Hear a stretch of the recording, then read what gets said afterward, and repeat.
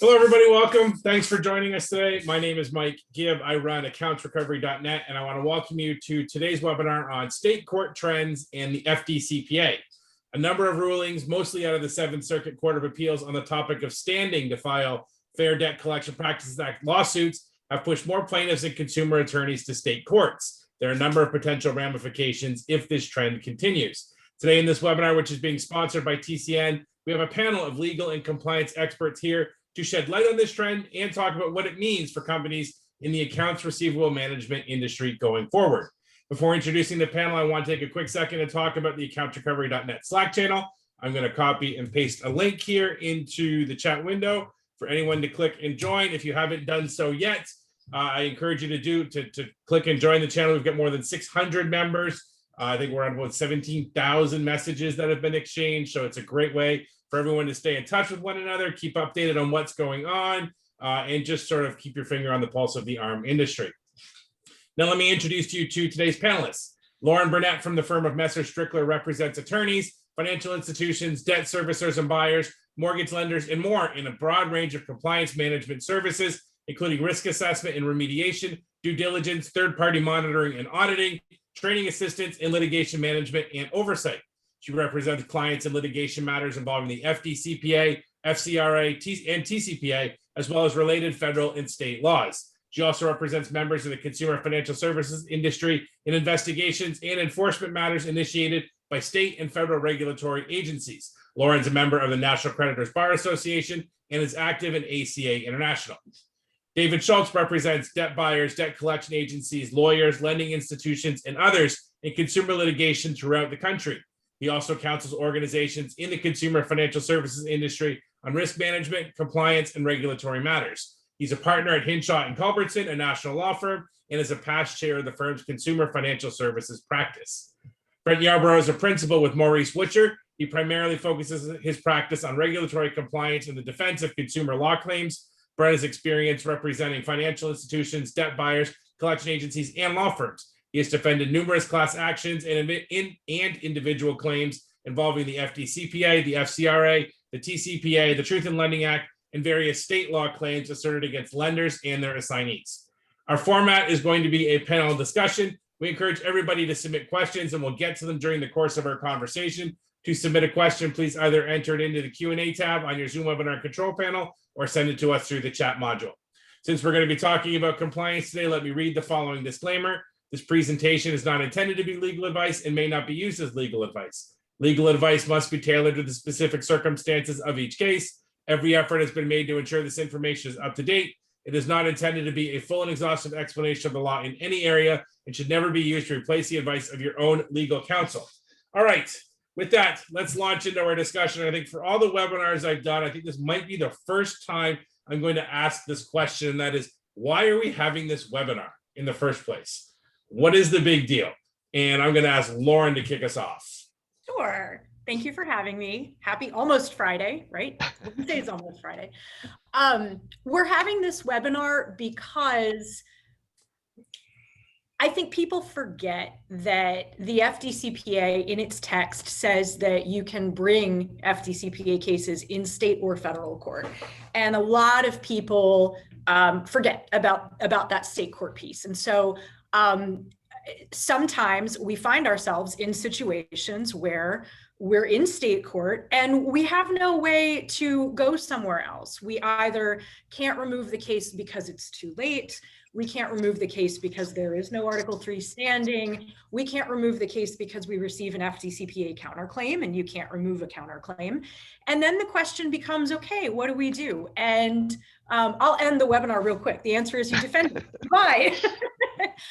No, but I think that a lot of people, both consumer attorneys and defense attorneys, when you think generically about the FDCPA, you think about federal court, and most of the cases that garner a lot of attention are from federal court. And but I also think that there's this myth that everyone is afraid of state court. State court is a terrible place to be, certainly if you're a debt collector. And so part of what I wanted to accomplish today is to reassure everybody that that's not true. It's not true at all. And sometimes being in state court is advantageous, both for both sides of this equation. And since sometimes we don't have choices, it's so much better to be prepared for what you can and can't do, and what your good and maybe not so good strategies are when you do find yourself in a circumstance where you're in state court with a federal claim. And we're probably going to be seeing a little bit more of that because of these recent post-Spokane rulings. Especially in Illinois, in Wisconsin and Indiana, because right. It's like, seems like they're not taking any FDCPA cases anymore in the Seventh Circuit.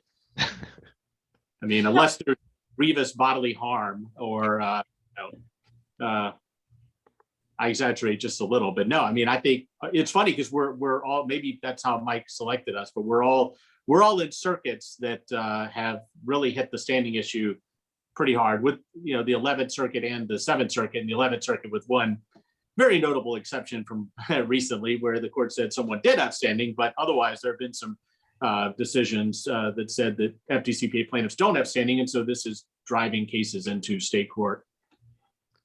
And it's a good opportunity to remind everybody. I know that there have been a lot of webinars on standing, since Trishelle and since some of the Seventh Circuit opinions. We've really batted standing around a lot.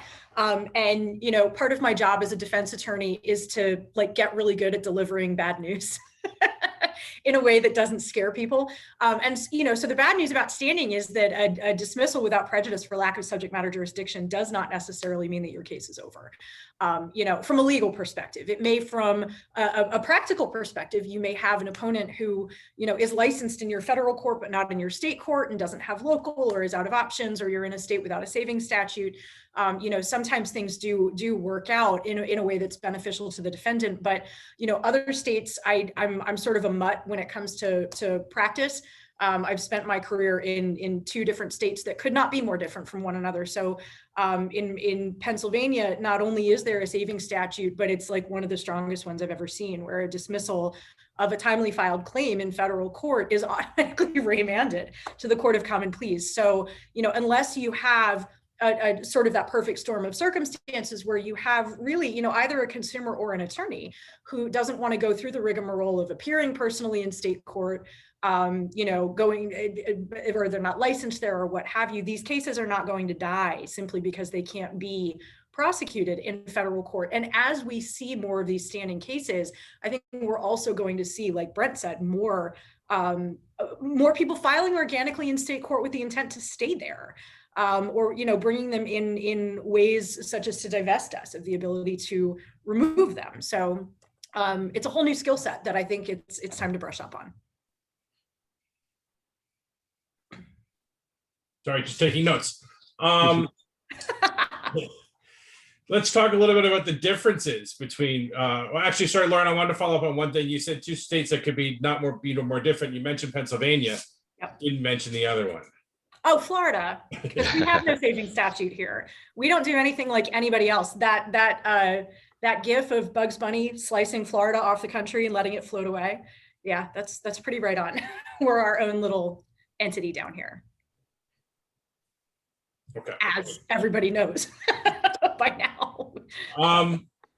What are the differences between trying cases in state court and federal court? If I've never done it or never been involved, am I preferring one or the other? What am I going to notice if, between the two, Brent? Well, to Lauren's point, it really depends on what state you're in. And some states, a lot of states' civil procedure, rules of civil procedure are based on the federal rules. Yet practicing in that state is nothing like practicing in federal court. And I would say it depends on what state you're in. And it also depends when you're in a state. Like I can tell you in Alabama, it is completely different defending a case in, say, Jefferson County, which is where Birmingham is, versus defending a case in a rural county. I would say this, to generalize, it's going to be interesting to see how the pandemic affects this, because I think federal courts generally have been less appearance oriented and more amenable to doing things by telephone. And now we see a lot of, the federal courts are almost completely operating on video conference.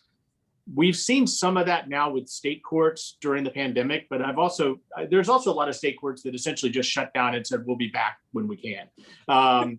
And so I don't expect them to go to that level. And I think Lauren made a really good point about, these cases in the FDCPA space in particular, these cases are driven largely by plaintiffs' lawyers, and it's sort of that want to be in federal court, and they utilize the rules of the federal rules to get admitted to federal courts in states in which they're not licensed, or to appear pro hac vice, as an unlicensed attorney, either with or without local counsel, which is very easy in federal court in most states. So, which is the opposite of what you see in most areas of when you're defending cases outside this consumer area, you usually have plaintiffs who don't want to be in federal court, who will do everything they can to artfully plead their case to avoid getting into federal court. And yet we generally deal with lawyers who would prefer to be in federal court, oftentimes because they don't have the option to go into state court, because either they're not licensed in that state, or they just can't make the appearances work because they're halfway across the country, or they don't have enough lawyers, or whatever it might be. So I think that appearance, the fact that it's so appearance oriented in so many courts, I think is a major difference. And I won't go into all of them because we could talk about this for a while, but also just, the time frames, and it's a lot looser generally in state court. I mean, cases can just drag on for literally decades sometimes, which most federal courts generally won't allow that to happen. So a lot of differences, but that's a couple of them. You're gonna have differences all at different steps at different states. For instance, Illinois in state court, I do a lot of practice in Illinois state court. It's really heavy on motion practice. Motions to dismiss are pretty common. You jump over to Indiana, it's not like that at all. And in fact, in Indiana, getting summary judgments are tough. They're not really inclined to do that. They're more inclined to say, let's go to trial. So you're gonna have a difference, as Brent was saying, with the procedural rules themselves, but just how the courts handle certain things. Illinois has its own code of civil procedure, doesn't really look a whole lot like the federal rules of civil procedure. Also, what's I think going to be really different here is you file a case in federal court, you're in the federal system. You got to file, the basic set of rules. You got to file your Rule 26 disclosures, serve interrogatories when you're told to. You're going to a certain schedule. A lot of these fair debt cases, especially in particular the individual cases, are going to fall within a state lower level court, whatever it's going to be called, municipal court, for instance, in Chicago, and they have their own set of rules. And you're not going to be getting, in some of these courts, you're not going to get discovery, you're not going to get depositions. So it's a different, really local practice. I think for most of defense lawyers, in my experience, defense lawyers have a pretty good depth of experience in both. I'm not so sure about the plaintiffs lawyers, especially the ones that have high volume, internet type practices. I think it's going to be a bit of a shocker for them. Brent touched on the timing. Very true. Some courts, like our municipal court, for instance, or the small claims, they're going to jam this case through in three months, 6 months, 9 months. You get a bigger case, let's say a chancery case, a class action in some of these jurisdictions. They're going to take a slow track. It's not going to be like federal court where you're done in 12 months. It's going to be 2 years, maybe 3. I mean, it very, very well could be. So the timing of it's important. And one of the things we all experience in federal court is fighting fee petitions, and you get a federal judge who sees, big law firms and big hourly rates. That's not necessarily going to be the case down in South Central Illinois. When somebody says, I want $500 an hour, they're going to be shaking their head a little bit saying, I'm not sure that's going to be happening here. So another aspect of this, practice in state court, I'm fine with it. Bring it on. We do it all the time. We're all over the place. I'd be curious to see how some of these fee petitions get viewed. Dave makes a really, really good point. We don't talk about getting hometowned in federal court so much as we do in state court. And when I was living and practicing in Pennsylvania and doing much more legal malpractice defense than I do now, Dave is absolutely right. Every state has its own rules of civil procedure. Pennsylvania takes it a step further. Every county has its own rules of its local rules, and there are 67 counties in the Commonwealth. So, you really got to know what you're doing. And again, Dave is correct. Motions to dismiss are very common in Pennsylvania. They're called preliminary objections. Pennsylvania is a fact pleading state, so you have to actually like put facts in your complaint. You have to attach documents to your complaint. And there's a statewide rule of procedure that says if you don't attach a document, you have to explain why you're not attaching it, where it is, why you can't put it in front of the court. So one of the most common things you see is preliminary objections for failure to comply with that rule. And, you know, many years ago, I filed those preliminary objections. I had to drive from York County, which is right on the Maryland border, all the way up to Scranton to argue this set of preliminary objections. And the judge looks at me and goes, "We don't bother much with this rule up here." I thought, oh, okay, sorry. How dare I?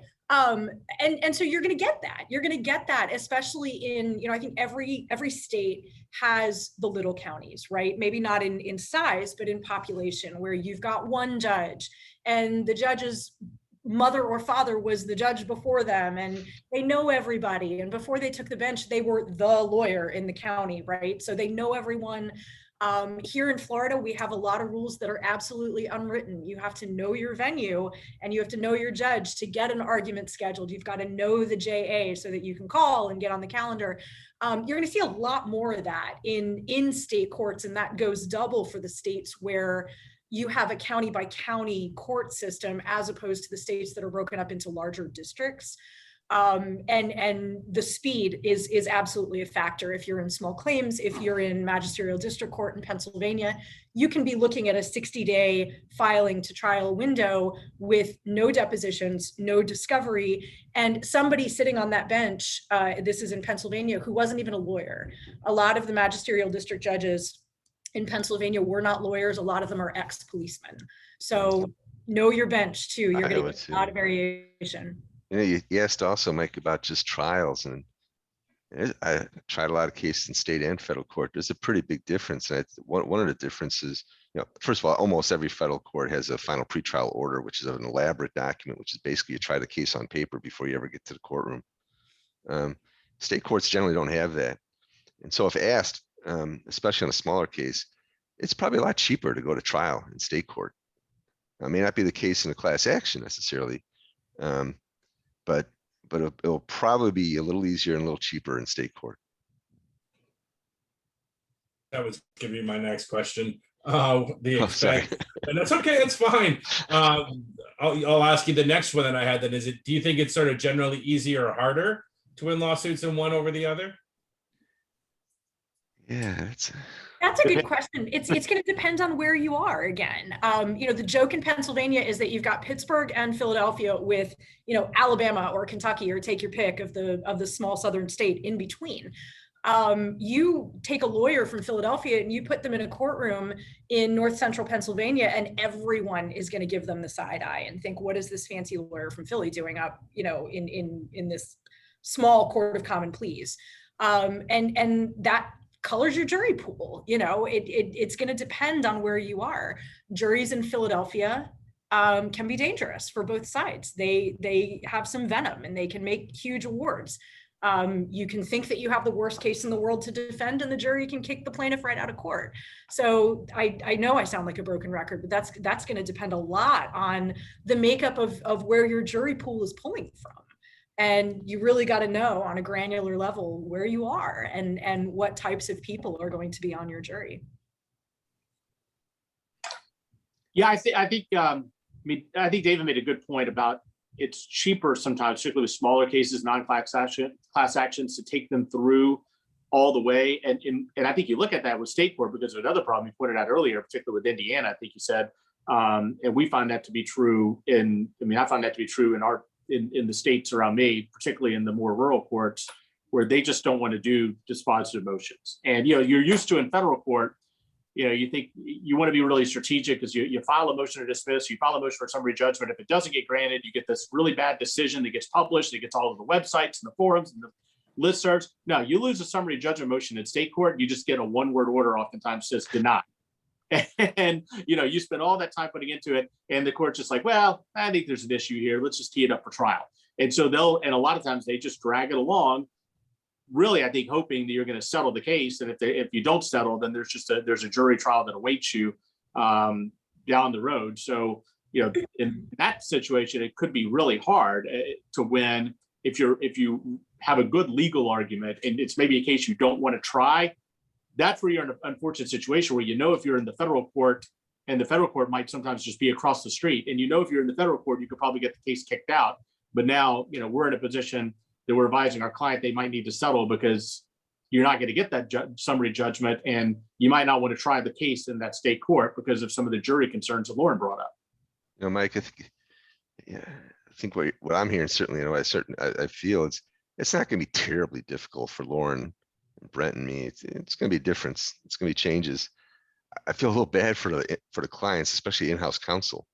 They probably have a certain comfort level that, well, I know I'm in federal court and I can explain this to the powers that be, that it's about as good a judge as you can get, and they got 2 law clerks, and there's a federal law and there's certain predictability. And it's gonna be harder on the clients and the in-house counsel that have to deal with, not 11 circuits or whatever. They're gonna be dealing with a whole bunch of different places. A lot more difficult for them to analyze where they're at. In Illinois, for instance, Cook County is not the best place in the world to be, probably.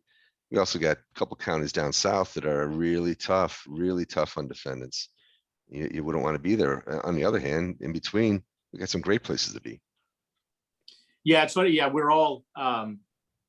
all have experience also with the so-called tort hells, and that language, you don't hear that so much anymore. But if you've done liability, if you've done like products work or personal injury work in your career, and Lauren, Philadelphia is a famous tort hell, and David, Central and Southern Illinois, and then Central and Southern Alabama were famous tort hells until there was a little bit of tort reform. So we all kind of probably grew up in our practice with these stories of the runaway juries, which is what you get concerned about in some of these places. And you hope that doesn't apply in the FDCPA cases, but there are some examples of where it has. The one thing I'll say, I think you're right, David. I think we would all be fine going into any state court in Illinois or Florida or Alabama. But I think where we have a little bit of advantage is where things stand right now. You look at the, say, Web Recon top lawyers on the plaintiff side. Those of us on this side are much happier to go into our state courts than those guys would be. There might be a couple of exceptions. I'm sure they would all tell you, oh, I'm not afraid to go to state court. But for the reasons we talked about earlier, a lot of them are licensed there. They don't know how to practice there. They can't even literally get there.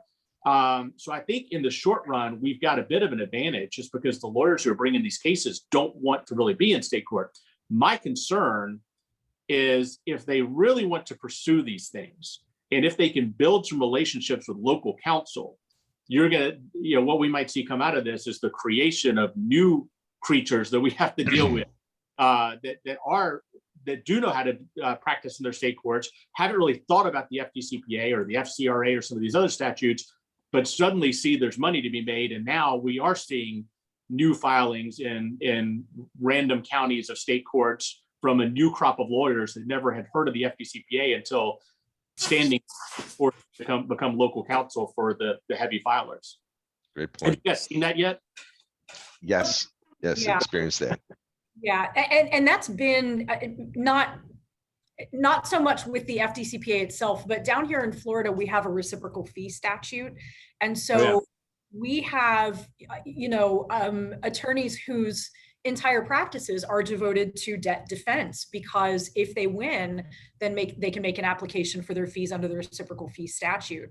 And that's been a hot issue for a long time. And the Florida Supreme Court just ruled on, one of the arguments that the creditors had been making about pleading account stated and that not giving rise to a claim for reciprocal fees. And, so that's been around for a long time. And it's very common for that defense to include an FDCPA counterclaim in there. So, and I can tell you that some of the attorneys that do that, and particularly the ones that are not afraid to take cases up to the DCA, they're excellent lawyers. They know Florida law really, really well. And they know their area, they know their judges, they know their bench, and they're not to be taken lightly. I mean, that's definitely something that a lot of people have learned the hard way down here. One other thing that I think probably factors into our analysis, regardless of where we're trying a case, is what do I need to win? In all of the federal district courts where I'm admitted, I only need one juror to side with me, and the consumer needs the entire jury to agree that he or she should win. So I've only got to convince one person. In state court, there's a lot more variation in terms of, for a civil case, do you need a unanimous jury? Do you need 3/4? Do you need 10 out of 12? How big is your jury to begin with? Can you poll them afterwards? There's a lot of questions that go into not just the makeup of your jury, but how many jurors do you need to get on your side? Because no matter where you try these cases, remember that as a defendant, you're not the one bearing the burden of proof. That's not your job. So, if I have a choice between trying a case in a venue where 11 out of 12 jurors can side with my opponent, and I just need one person to decide that they haven't met their burden of proof, I'm going to choose that over somewhere where a simple majority is going to be enough to get a verdict for my opponent. I just bored everybody to death, didn't I? No, I'm waiting for everyone else to jump in. No, I am going to hit the pause button briefly on our discussion. Now, I want to say a few words about TCN, the sponsor of today's webinar. TCN, a global provider of comprehensive cloud-based call center platform enterprise for enterprises, contact centers, BPOs, and collection agencies, recently launched TCN Operator, the next generation of its flagship platform. Built for the modern call center, TCN Operator features an intuitive interface, a comprehensive set of easy-to-use automated agent tools and advanced apps that all work together to boost agent productivity and improve customer experience. TCN Operator's features include omnichannel communication via voice, email, and SMS text that provide a seamless, unified experience for call center agents to interact with customers on whichever platform the customer prefers. Business intelligence reporting and analytics that provide a 360-degree view of call center operations to identify anomalies or trends and generate actionable insights. Data management and compliance tools that ensure adherence to the TCPA, FDCPA, and other state and federal regulations, including new and updated debt collection rules issued by the CFPB. Workforce engagement to manage all aspects of call center operations, including scheduling, forecasting, onboarding, and training, evaluating performance and productivity, and resolving agent consumer conflicts, and seamless integration and automation with third-party apps and services and applications, automating key tasks, including automated dialing, predictive dialing, IVR for routing calls, and interactive voice messaging. Grounded in TCN's deep understanding of call center needs, TCN Operator is built on the company's vast experience in supporting billions of transactions and interactions every year between call center agents and customers. For more information about TCN Operator, just click on the link I'm putting in the chat window to learn more. Thanks again to TCN for sponsoring today's webinar. Okay, so let's see. I'm going to pause. We've got a question that came in from the audience, so I'm going to ask it now and use it as a reminder to everybody who's watching and listening. If you have a question for our panel, send it to us through the Q&A or the chat window, and we'll do our best to get it asked and answered. And our first question is lack of standing a viable defense in state court? I'll give the same answer we've given to everything. Depends. So it actually, yeah, I've been looking at this and I haven't been able to dig into it as deep as I'd like before today, but there are roughly half, I think more than half of the states that have some sort of standing analysis. Some of it's constitutionally based on their state constitution. Some of it is based in statute. And there are, I think it's a minority of states, but there's a significant number of states that actually do look at some of the same federal standing cases and some of the big ones from the Supreme Court, particularly Lujan. And, I don't know if there's been that much development in the state courts since Spokio, but I think absolutely. I mean, I wouldn't give up on standing.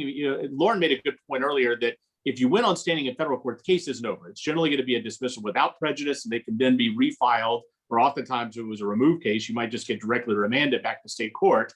But that's not the end of it. And I think you definitely need to talk to your lawyer in that state and say, do we have standing arguments? Because particularly in a case that's been remanded, that, if a federal court's already said there is no standing here, then that's a pretty powerful thing to take into the state court if there's any concept of standing, because I don't think, again, assuming you're not getting home cooked by some local lawyer and some local judge, I think a lot of these judges aren't very keen to award someone who's just pushing a bare statutory violation of a federal statute in an area of law the judge doesn't really know or care much about. If there's a standing analysis in that state, I think the court could be attuned to hearing it. Okay. Conversely, or maybe not conversely, but I'm wondering, should defendants always make a standing argument when defending cases in federal court, especially with all the cases, the case law, and the precedents that have been set in the past 5 or 6 months? Should they always seek to have cases moved to federal court when they're sued in state court? Well, that's gotten a little more complicated. I would say, particularly where David, really where all of us are, I mean, you oftentimes don't get a choice about whether to raise standing because the district court's going to raise it for you, particularly, David, I think in the Seventh Circuit, where the judges have heard enough. The district have heard enough from the circuit court and said, all right, we're going to look at standing first. So, and then I think it's gotten a little dangerous to remove a case where there is no standing. And Lauren, I don't know if you can talk about this, but there's at least a couple lawyers I know in Florida that are now drafting cases in state court, daring you to remove them to federal court because they say I do not have this. The plaintiff does not have standing in federal court, and so they want you to remove them, and then they're going to seek. It looks like we might have. Lauren, I don't know if you heard me, but I was talking about a couple of lawyers I'm aware of. I've not dealt with them personally in your state that are now drafting pleadings in state court, daring you to remove them to federal court because they say I don't have standing, and they're setting up a motion to remand and getting fees because under federal statutes you can get fees for in some circumstances for a remand back to state court. Yes. So I think the first of those cases was actually a TCPA claim in front of one of the newer judges in the Southern District of Florida, where the plaintiffs affirmatively said, hang on a second, we didn't say anything about actual damages. We don't have standing here. We want to go back down to circuit court. And the judge said, yep, just because there's a federal statute, that's only one piece of federal question jurisdiction analysis and not the rest. So what we're doing is just being extremely careful in reviewing the complaints that are filed. There are some circumstances where even if the word actual damage isn't used, even if there's no explicit reference to harm or emotional distress or damage to credit, there is case law from within the 11th Circuit that suggests that certain types of violations have actual damages kind of rolled right in with them. I think that Lauren just broke up, but I think she's example of that. Hunstein, right? Standing. So, that's one example. But look, I tell my clients there are no actual damages pled here. What is the point in going through a removal exercise if you're just going to get remanded? I won't remove a case if I don't think that we're going to be able to survive a challenge on standing. That, we've always said that standing is sort of a double-edged sword. This is the other edge to that sword. So yeah, it's happening, and it's happening all over the place. It's not just Florida, but it's a way to keep these claims alive and continue to apply pressure, whether that's for a fast settlement under this theory that defendants don't want to be in state court, or whether it's because you have a consumer or an attorney who, really believes in the strength of the claim and wants it adjudicated. Mike, also, you talk about raising Spokio. There's timing issues. You could try to raise on a motion to dismiss, and a lot of those cases were off motions to dismiss, but you could run into a situation where the court says, I don't know, it's premature. In one of the Seventh Circuit cases, they said what you can do, maybe should do, is have an evidentiary hearing. It's not going to happen all that often. So as far as timing, I think you look at it, especially if you're in the Seventh Circuit or some other court that's pretty active in kicking cases out based on lack of standing. You better look at it. Otherwise, you want to be wasting your time in the wrong venue. But it's also a matter of timing when you want to look at it. Certainly, after you've deposed the plaintiff, and they've disavowed any actual damage and any injury, you probably have to act at that point. Otherwise, you could go to trial on a case that the court later says you don't have any jurisdiction. So it's something you have to be looking at at the different stages. It may depend based on those stages whether you raise it or not. So that's an issue. And then, the removal, one thing you got to be a little wary about is if you wrongfully remove a case that shouldn't be removed, the court does have discretion to hit you with the other side's fees and costs and associated with with that petition if they're successful in remanding it. So there's a bit of risk in removing a case. I think in these Article 3 situations, if a court says, a federal court says, I don't see jurisdiction here and kicks it back, it's probably a close call. I don't really see them penalizing you, especially in a fee shifting statute. They can get their fees later anyhow. So I'm not tremendously worried about that, but it's something to think about. Want to be careful in removing. The problem with that is, as we know, you only have 30 days after service to do the removal, unless there's some other reason why you can extend it out because of multiple parties or something. So you're under a tight time frame to make these decisions. And like I said, a lot of times the in-house counsel or whoever you're dealing with probably wants you to try to remove it if you can. Mm-hmm.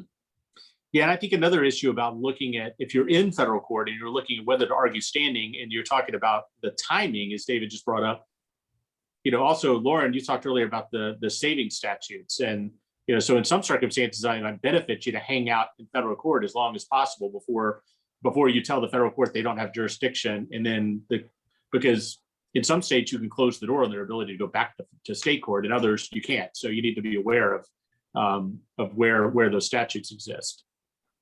And remember that subject matter jurisdiction isn't something that you can waive. So you don't have to plead it as an affirmative defense. It's not an affirmative defense.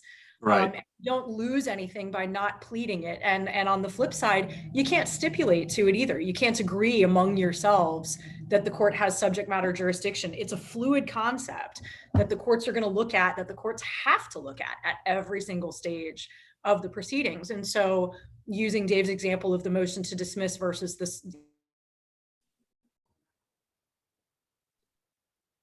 moving at the end of the case, you don't really move from standing, but doing it earlier as opposed to doing it later, you can file a 12B motion at the beginning of a case and lose it. Yeah. Right. Sorry, but I wanted to go back to something you were talking about before. You said that certain plaintiffs' attorneys are kind of daring, sort of remove It's cases. something that extends throughout the case. Thanks. Brent, going back to what you're talking about with the plaintiff's attorneys and then them being sort of daring, defendants to remove cases, is there a way to sort of look at a complaint and know that's the situation that's at play here? Yeah, I know there's some lawyers in Florida who since, I think really since Trickle or Trishelle, however you want to say it, have started to explicitly disavow an injury in their state court complaint. So I haven't dealt with them directly, but I know our Florida office has. Lauren might have run into them, where they actually say in the complaint, this is a statutory violation, but there are no actual damages. There is no concrete. They even disavow a concrete injury, which I looked some just out of interest into Florida law to see, and there are some Florida appellate courts that cite some of the federal cases like Lujan and others. So, I'm wondering if they're not shooting themselves in the foot. But I think when I say daring you to remove, it goes back to what David was just talking about and getting fees on the remand. So they're saying explicitly in the complaint, we have no actual damages, we have no concrete injury. Then when you remove, they go and say, well, we don't have standing to be here. We want to go back to state court. Oh, and by the way, make them pay our fees for getting back to state court. Because they never should have removed this case. It was right there in our complaint. We said we didn't have a concrete injury. Therefore, this should never have been removed to federal court. That's what I've seen. And I don't, I'd be really concerned if I was on the plaintiff side that that's going to backfire. But it'll be interesting to see if that grows or dissipates. But there are at least a couple of lawyers doing it. With respect to the differences between state court and federal court, are the claims that are made roughly the same, in either spot, or do you see different claims in a state court FDCPA lawsuit than you would see in a federal court one?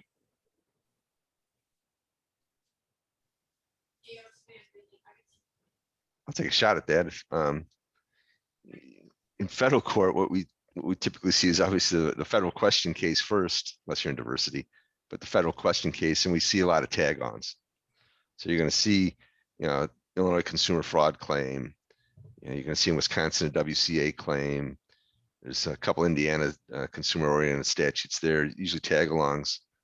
In state court, you're probably just going to see the same litany of cases, litany of counts probably. The problem of often with the state court tag-alongs, whether you're in state or federal court, is the state legislatures and the courts that have interpreted those laws typically require some kind of injury. Mhm. So although this, what Brent was talking about, whether the state has a constitution that has an Article 3 in it, not that many do, some do. But the legislature sort of works in at a standing concept by requiring actual damages, in particular under those consumer laws. So I suppose you're going to see maybe maybe a little bit more of the state stuff, but we already are seeing it in these cases. So it probably won't change them a lot. As I mentioned, I think we talked about earlier with regards to the differences, and I said how Illinois is a pretty aggressive state for motion practice. I think it's going to be easier to knock out those thinner state court claims, at least in some of the jurisdictions, because of the motion practice that's allowed in those states. Yeah, I think in my experience, it is different. You do see different claims in state court cases because it's different lawyers bringing them.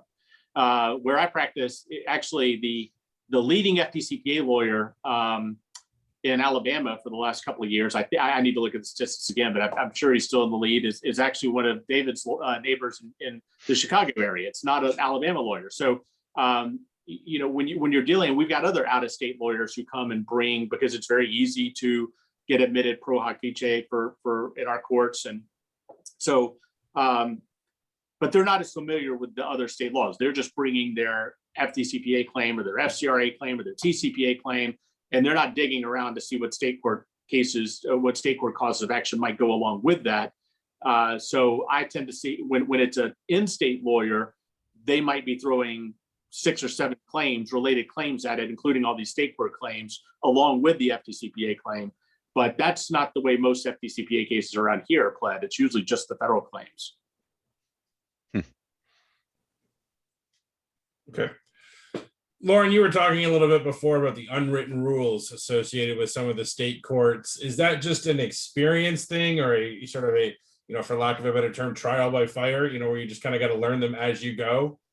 Yeah, a lot of it is. And I think that that's true everywhere. Even in federal court, you learn which federal judges, chambers you can contact to ask a question, as opposed to those who want a formal letter on the docket. So there's absolutely no ex parte contact.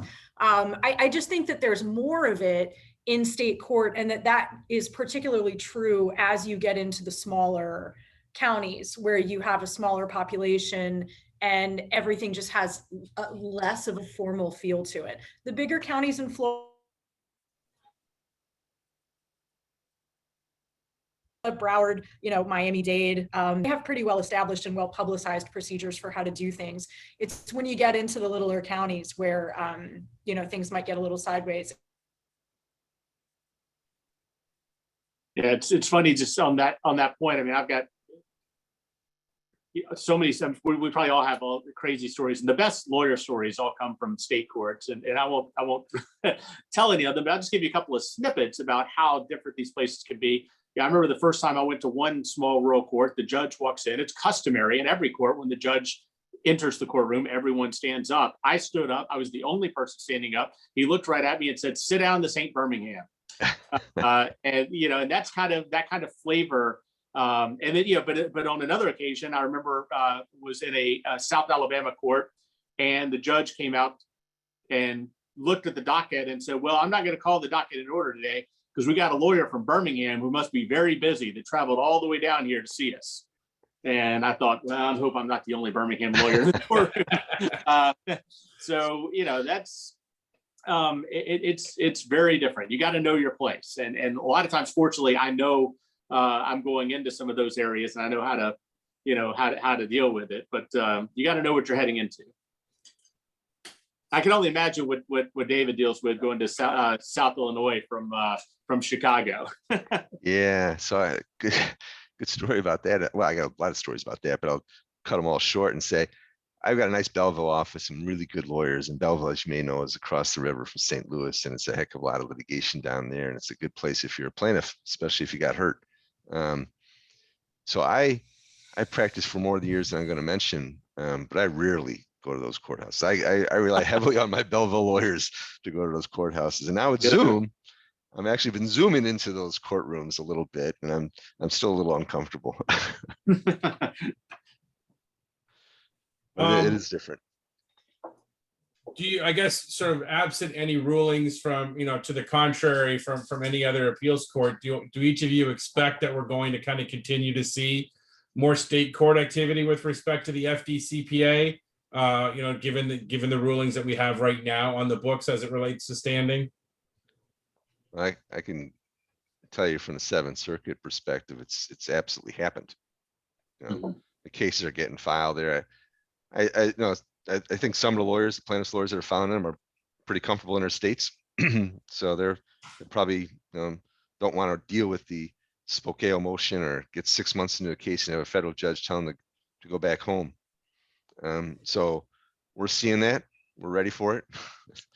I think what's going to happen is I'm not sure there's going to be anything specific in the Supreme Court on the docket right now that's going to change, but I suspect as you get a few more Court of Appeals rulings, clarifying. I would say I thought it was kind of getting clarified in the 11th Circuit, and instead this Hunstein case made a little bit of a left turn on us. But once you get more of that, you're going to just see more and more in state court. It's going to be a little bit of a domino effect. It's probably going to take a couple more years, couple, 2, 3. Yeah, I think some of it's going to depend on how well, how the plaintiff lawyers adjust and how much they like doing it. I mean, when it's one thing for when you look at where a lot of the heavy filers are located, I won't be surprised to see more state court cases in Illinois, more state court cases in New York, more state court cases in New Jersey, more state court cases in Pennsylvania. But I'm not yet seeing more state court cases in Alabama, even though the 11th Circuit has come down pretty hard on standing, because so many of our Alabama cases are brought by out-of-state lawyers who aren't going to bring those cases in state court. So now I don't see every state court case, and so there may be a rising tide that I'm not aware of, but I'm not seeing or hearing anything about a rush of state court filings. What's going to be interesting to see is, and I think Lauren touched on this earlier, is sometimes the worst situation to be in, and it really depends on the case, but sometimes the worst situation to be in is a counterclaim.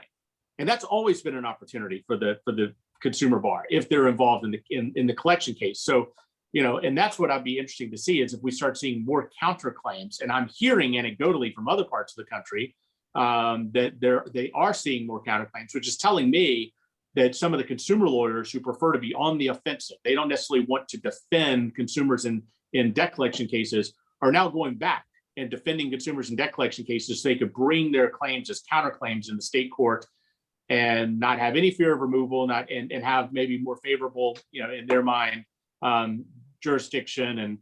And so that's what I'm looking to see. I think that, like all things, it's cyclical. And we're going to see an increase in these state court filings. And then 3 years, 4 years, 5 years from now, we may see that start to slack off a little bit. Yeah.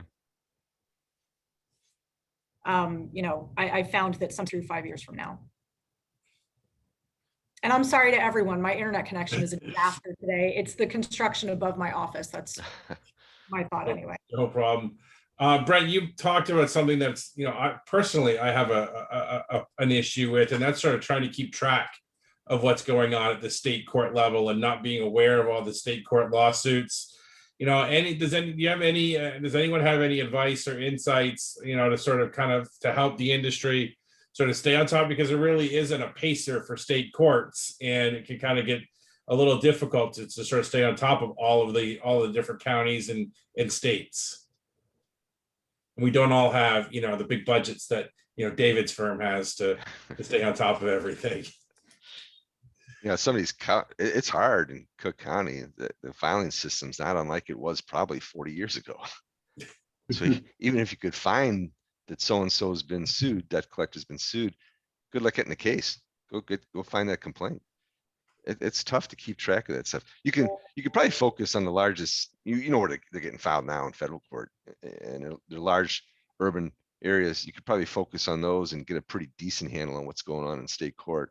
But it is definitely more difficult to find out exactly what's going on and then to get the pleadings that are being filed. In Pennsylvania, only some of the counties have gone to electronic dockets. So you can't always see what's been filed, let alone retrieve the documents that have been filed. So it's really a mixed bag, depends on where you are. Circuit Court of Cook County's website, if you happen to get on there, you look down at the bottom, it's basically as a disclaimer saying, we can't guarantee anything here is accurate. You know, I think it is tough to just keep track of where the filings are, what's going on. So it's going to be hard to see the trends and all that across the state courts. The other thing that's a challenge in state court is, you know, with federal court, if you get, you know, I'm sure any of us, the first time, if we have a case with a judge that we've never been before, you know, the first thing we're doing, if it's a judge that's been on the bench for a while, is that we're looking them up in Lexis or Westlaw. We're looking at their decisions in FDCPA cases and similar cases and getting a feel for how they view these statutes or what their jurisprudence sort of is. And in most state courts, you really can't do that. There are very few published decisions from the trial court level. And so the only way you're going to know how a judge thinks about certain cases is to talk to the lawyers that practice in front of that judge. And that's another challenge, because we kind of have the book on a lot of federal judges, so to speak, but it's really difficult to develop that in the state system. And there are a lot of judges, and you don't often have the benefit of practicing before the same ones over and over, unless you just are going to the same county again and again. Because across the state, I can imagine in Florida or Illinois, there are probably hundreds and hundreds of trial level judges. Yeah. And so you're always kind of at a loss as to where the cases, it's hard to make predictions in those type cases. And I know some of them, I know some of them personally. I don't know how they're going to rule on fair debt cases. Yeah, because they don't do it usually. Right. There, a lot of them have never written an opinion on them, or they've never tried an FDCPA case. They don't know how they're going to rule on it. They've never had occasion to do it. So, but I find in those circumstances that sometimes it's hard for judges and for jurors, for that matter, to make the switch. You know, anybody who's done, like Brent was saying, products liability or professional negligence of any kind, we're really used to that reasonable person standard, and switching to a least sophisticated consumer standard. I know that for me, when I first started doing this area of law, that was really hard to swallow. Like, what do you mean I have to treat everyone like they're in 6th grade? That doesn't make any sense. And judges have a really hard time switching to that standard of review too. So, you know, there's not a lot out there on the state court level on this stuff. It really is a crapshoot. Excuse me. All right. Well, we're just about running out of time, but what I wanted to do is give each of you a chance to share any parting remarks, any last words of wisdom, anything else that you didn't get a chance to talk about today, but wanted to throw out before the audience, before we wrap up. So we'll go around the panel, and Brent, we'll start with you. Thanks.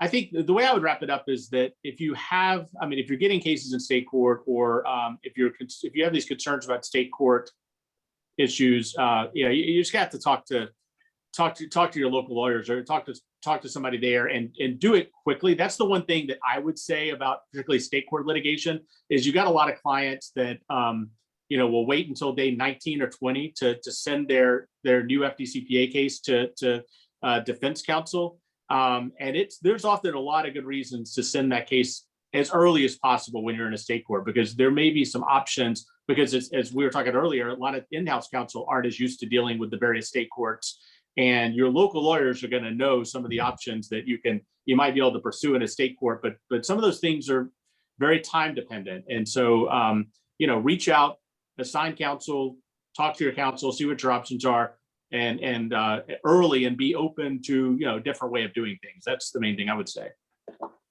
Excellent, thank you. Lauren?